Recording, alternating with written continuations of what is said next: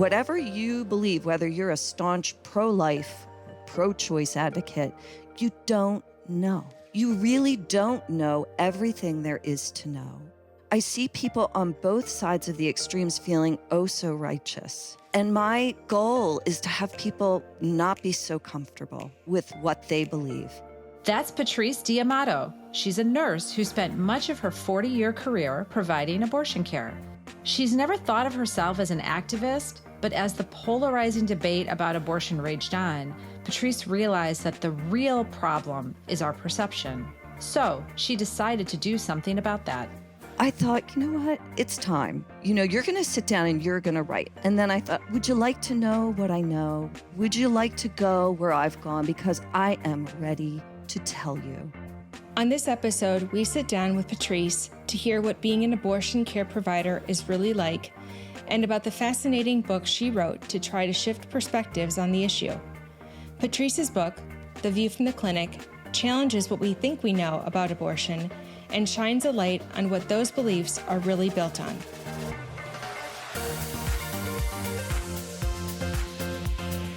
Welcome to The Breakout, a show about smashing through life's little boxes and forging your own path. I'm Dr. Carrie Ulrich. And I'm Kelly Gunther. Carrie and I are people and change experts and best friends. We've spent more than 25 years helping organizations navigate change and get the best out of their people. Come on, we know change is hard, but staying the same can even be harder. On The Breakout, we prove that you can escape expectations, and best of all, we show you how.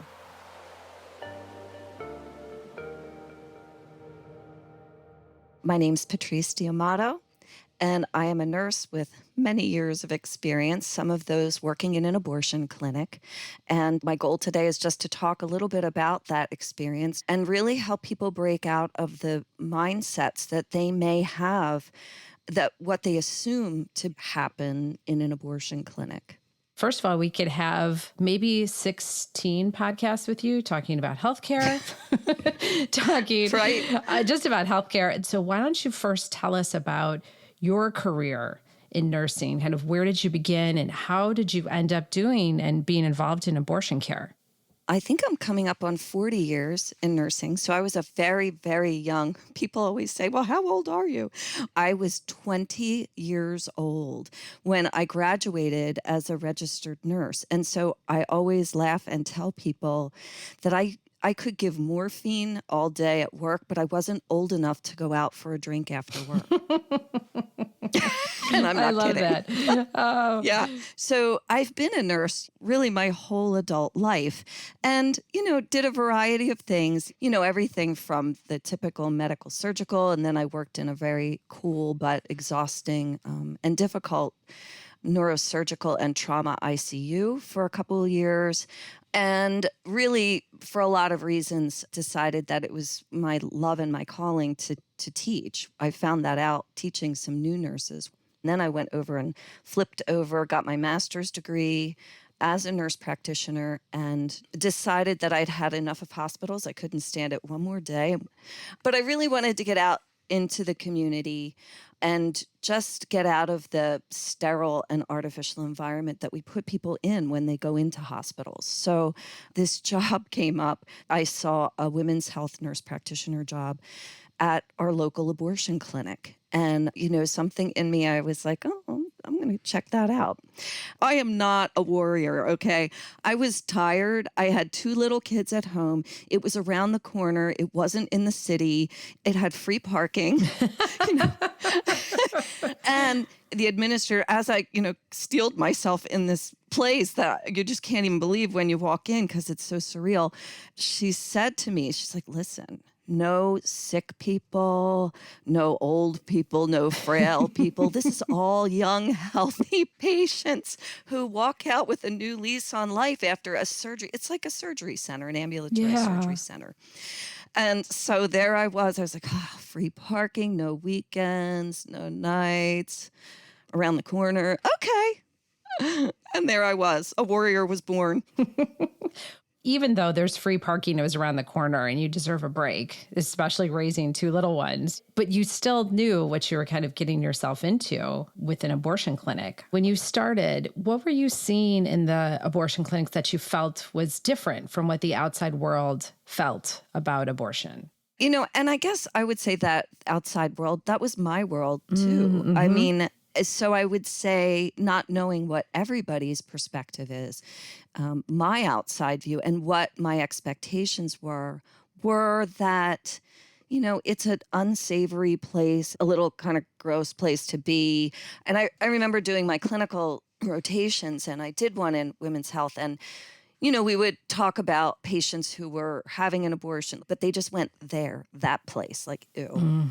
So it was very ew to me, which again, I guess I thought, you know what? I wonder if it really is as gross and weird as people think it is. So I decided, even just going for that interview and wading through a packed waiting room with all kinds of people. I mean, all kinds of people waiting for hours. That I think shocked me the most because I really thought, oh, well, who has abortions? In my mind, it was, teenagers, with the blonde ponytail. I thought of fallen mistresses. I thought of exciting people or ladies of the night Yeah. or something like that.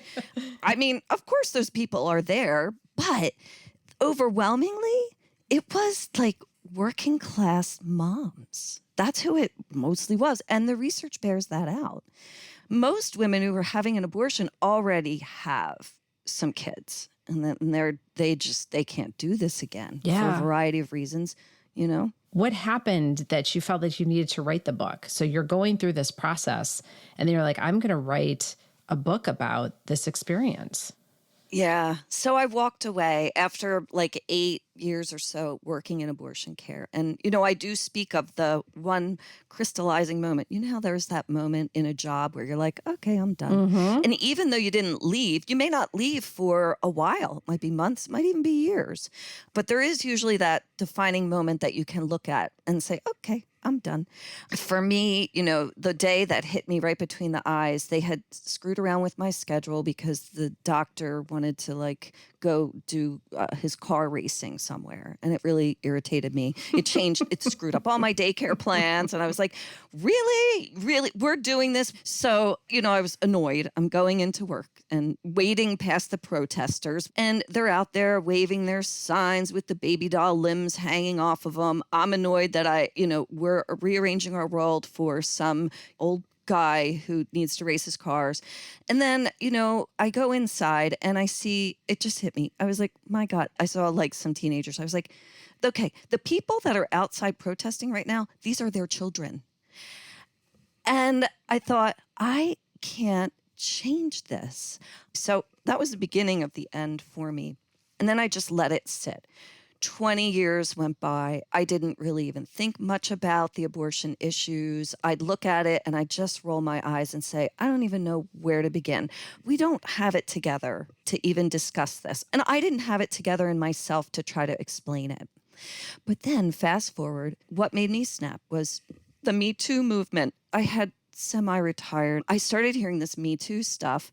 And I was listening the one day where this politician was talking about taxing women's sanitary products. And there's a lot of pushback about making them non-taxable. So this politician is like, well, I don't understand why this is a necessary item. I mean, you just go to the bathroom and pee it out and then you go on your way. Why shouldn't we tax that? This is a luxury item. Oh my God. And I heard more, you can't get pregnant if you're not in love. And so I thought, you know what, Miss Patrice, you're a nurse. It's time. You're going to sit down and you're going to write. And I thought, all right, how am I going to draw people into what I know? What do I know? And then I thought, oh, let's just go with abortion because it's so sexy. It's just so sexy. And would you like to know what I know? Would you like to go where I've gone? Because I am ready to tell you. So that's how it started. I had no idea that Roe versus Wade was going to go down. So that all transpired at the same time. I was terrified to do this, not terrified to write, but terrified to put it out there the way I wanted to and needed to say this, because I really felt that it would be incredibly misunderstood. And I wrote it in the context of what happened over 20 years ago, because I don't want to violate anybody's privacy. See, this is the trick for somebody writing from a healthcare perspective. You can't really disclose a whole lot of facts about patients, but the stories are so real. So I was thinking, all right, 20 years have gone by. Let me de-identify all these people and I'll consolidate their stories. I'll change things around, but people have to hear the real stories. But it was about telling the truth in a way that would protect my patients and me and my family.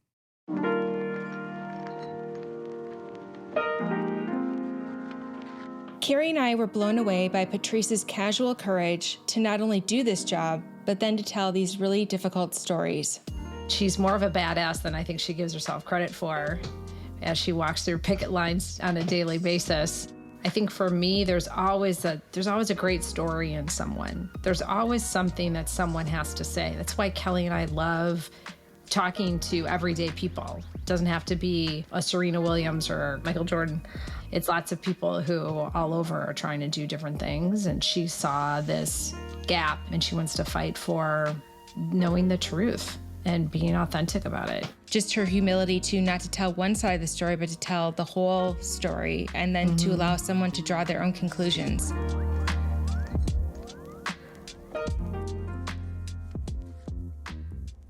In the book, you write about people need to be a fly on the wall and know what really goes on inside an abortion clinic.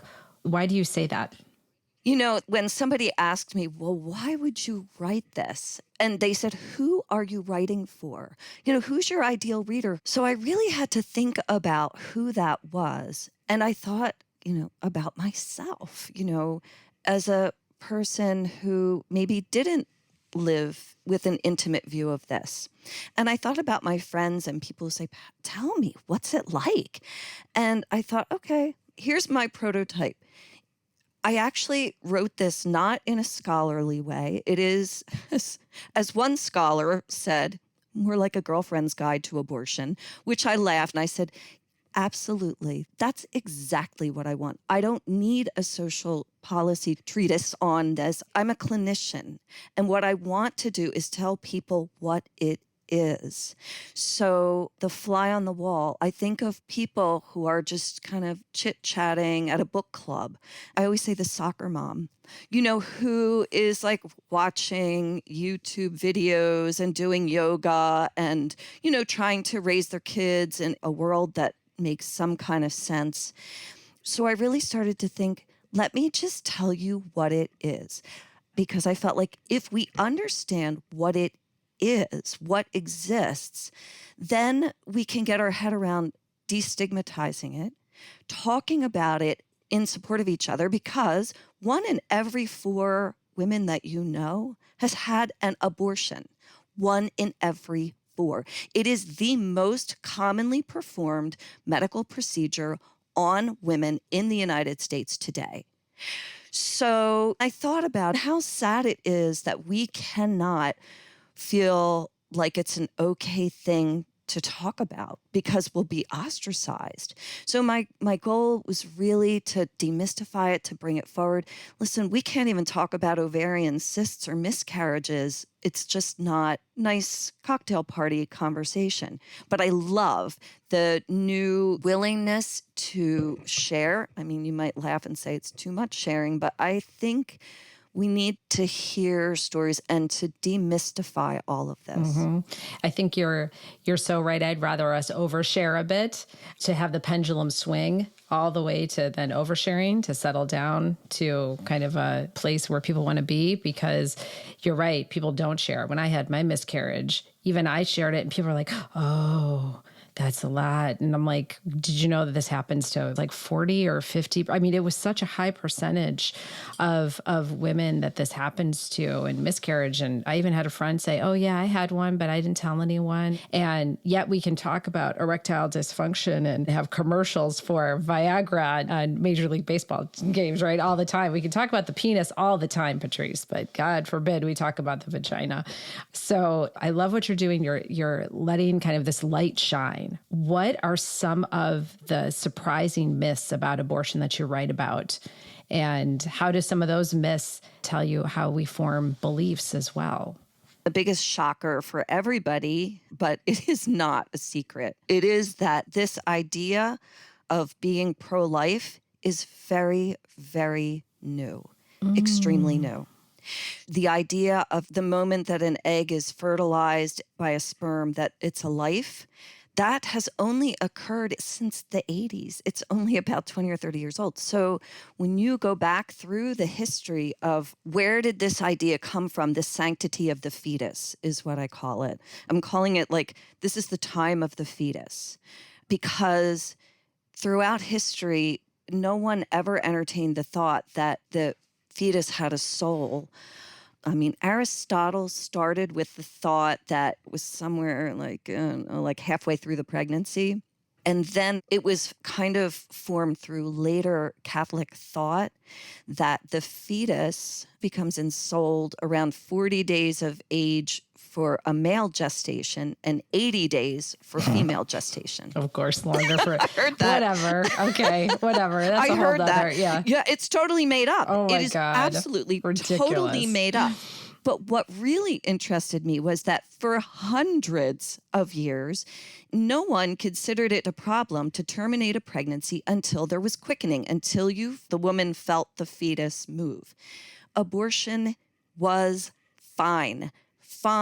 It was moral. It was okayed by everybody until only in the last 150 or so years, the late 1800s, really the turn of the century, was when people started to say, I think it's immoral.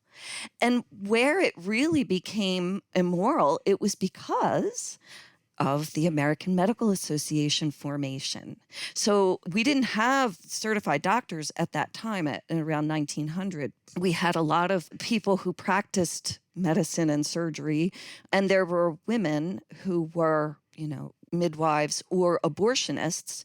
There's ads in the paper, for you to get your abortions. It was perfectly fine. And what happened was the American Medical Association formed, and one of the first things they did was medicalize pregnancy and childbirth and say, well, we cannot have these witchy midwife people doing God knows what with our fine, upstanding white suburban wives. The birth rate was dropping and they were getting very concerned. And it was actually interestingly targeted, towards upper middle class, uppity white wives. So one of the first things they did was they medicalized pregnancy and childbirth and abortion, and they put into place the Comstock laws, which forbid any practicing healthcare provider to speak about birth control or pregnancy termination. So that is how it slowly infiltrated our culture. It was never a problem, and it was fine up till you started to feel the baby kick, which is around 20 weeks. That's so fascinating. And yet I just think of all these other situations, Patrice, where it was okay. And then someone came in either to make money, to control someone. And then all of a sudden the belief system has changed. We could talk to you so long. I have one more question. How is abortion connected to how society constructs ideas of motherhood? Wow, that is such a great question. And as a mother myself and soon to be grandmother, I love this question. I think you and I were already talking about how kind of in our heads before we knew stats, it seemed like more single people. And so the fact that a lot of mothers have abortions, it almost seems like they're sometimes mutually exclusive, that, if you've had an abortion, you'll never be a mother. If you're a mother, you've never had an abortion, kind of thing. Yeah, it's so intertwined. I'm actually going to pull in a little bit of a reference to an excellent study that was done out of University of California at San Francisco called the Turnaway Study. What they did was they looked at women who went to an abortion clinic, and some of them were turned away and some of them were able to terminate the pregnancy. And they followed them for five to 10 years to see what was going on. The women who had children already, who were able to terminate their pregnancies, had outcomes that were so much better for them and their children than the women who were forced to carry to term. So I think intrinsically, women know when they have children that they already have to take care of, they have to make some choices. And they make choices for their babies. And it was quite clear. So the women that were turned away for a variety of reasons, they didn't fare as well. They were depressed. They made less money. They loved their kids. And so I think that's where people get really uncomfortable and confused about this. They think, well, you aborted, so that means, you didn't love them. Or what if you're a teenager? You wanted to abort me? Do you not love me? And it's like, no, I love you more than you can imagine. I just have to make decisions. And so really they're so linked, and to be able to listen to women, because again, the people who are making these decisions for them are not housing their children. They're not feeding them. They're not sending them to school. Despite all the promises of all this social support, it's not happening. This is not an easy decision. And most women come to it with a lot of clarity and a lot of deep thought. 80% of women who abort report later on, overwhelmingly, the guilt is not there. Not very often. It's relief. It was tough. It wasn't a pretty decision. It wasn't, it was a tough experience, but as we do as women, we buckle up, we, put the kids in the car seat, get back to work and start paying the daycare bills again, right? So really, it's so tied to women knowing themselves and not just allowing them to make their decisions, but to honor them and know that the decisions that they make are key. And the women who struggle are women who feel terrible guilt because they're super religious. They often come from conservative evangelical backgrounds. And so when it happens to them, it can be a crisis. Kelly and I thought we knew about this issue, but Patrice gave us so much more to think about. And you and I mentioned that we teared up when she talked about, you're doing it out of love. These are not decisions that are made in a vacuum. And they're not made in haste. It comes from a deep place of wanting to do what's right for a variety of parties. Yeah, I think that belief that you are selfish, that you are doing it out of purely selfish reasons, and it is such a pervasive expectation that women should be so thrilled to have a baby. Like, that's just bottom line. That's the expectation. You should be so happy that you're pregnant. You will love this baby and you want to be a mother, even though you say you don't want to. And so I think that expectation is so pervasive. It's probably one of the most pervasive across all religion, race, nationality. So to then say, I'm going to have an abortion and be public about it, and that backlash, talk about breaking out of a box. And then you have all of society judging you, plus your own personal family, plus just whatever inside you feel. That's just rough. It's a procedure. You want to take time off of work to heal. It's psychological, it's mental, it's emotional, it's everything. And the fact that you feel like you can't openly talk about it is the problem in this world.